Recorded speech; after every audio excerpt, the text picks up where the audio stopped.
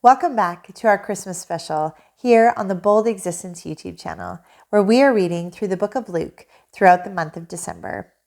Today, you are joining me as we jump in and read chapter 23. Here we go. Then the whole body of them arose and brought him before Pilate. And they began to accuse him, saying, "We found this man misleading our nation and forbidding to pay taxes to Caesar, and saying that he himself is Christ, a king." And Pilate asked him, saying, "Are you the king of the Jews?" And he answered him and said, "It is as you say." And Pilate said to the chief priests and the multitudes, "I find no guilt in this man."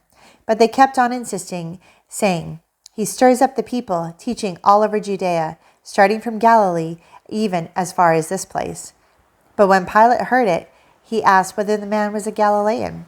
And when he learned that he belonged to Herod's jurisdiction, he sent him to Herod, who himself also was in Jerusalem at that time.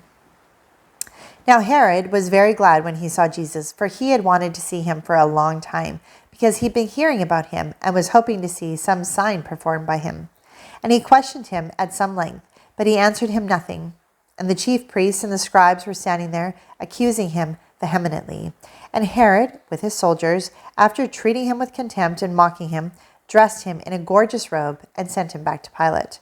Now Herod and Pilate became friends with one another that very day, for before they had been at enmity with each other.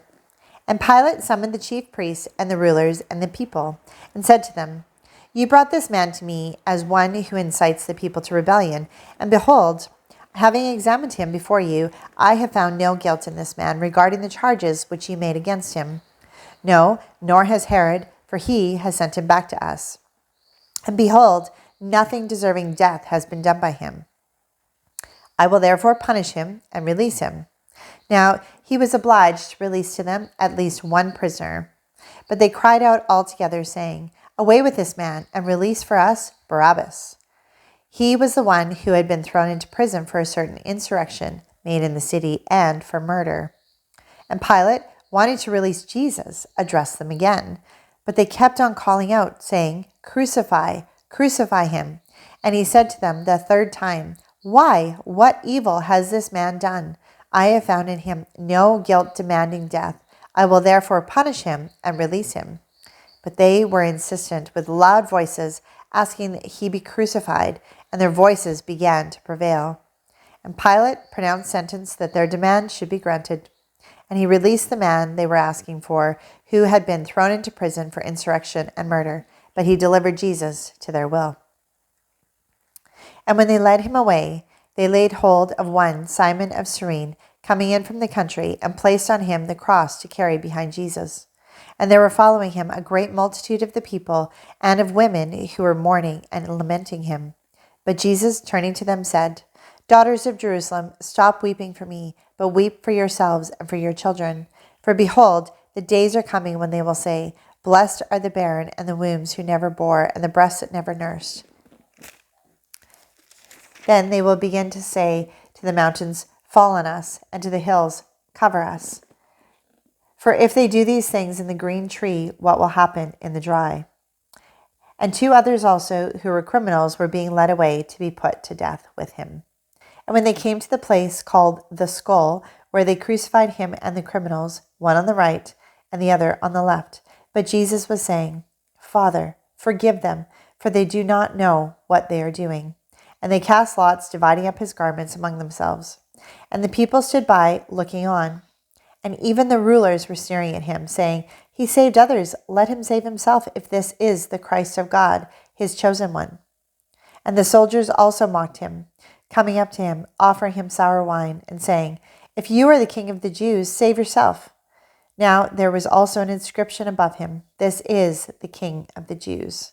And one of the criminals who was hanged there was hurling abuse at him, saying, "Are you not the Christ? Save yourself and us."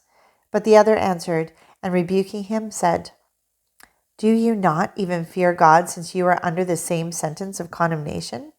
And we indeed justly, for we are receiving what we deserve for our deeds, but this man has done nothing wrong." And he was saying, "Jesus, remember me when you come into your kingdom." And he said to him, Truly, I say to you, today you shall be with me in paradise." And it was now about the 6th hour, and darkness fell over the whole land until the 9th hour, the sun being obscured, and the veil of the temple was torn in two. And Jesus, crying out with a loud voice, said, "Father, into thy hands I commit my spirit." And having said this, he breathed his last. Now when the centurion saw what had happened, he began praising God, saying, "Certainly this man was innocent." And all the multitudes who came together for the spectacle, when they observed what had happened, began to return, beating their breasts. And all his acquaintances and the women who accompanied him from Galilee were standing at a distance, seeing these things. And behold, a man named Joseph, who was a member of the council, a good and righteous man, he had not consented to their plan and action, a man from Arimathea, a city of the Jews, who was waiting for the kingdom of God. This man went to Pilate and asked for the body of Jesus, and he took it down and wrapped it in a linen cloth and laid him in a tomb cut into the rock where no one had ever lain.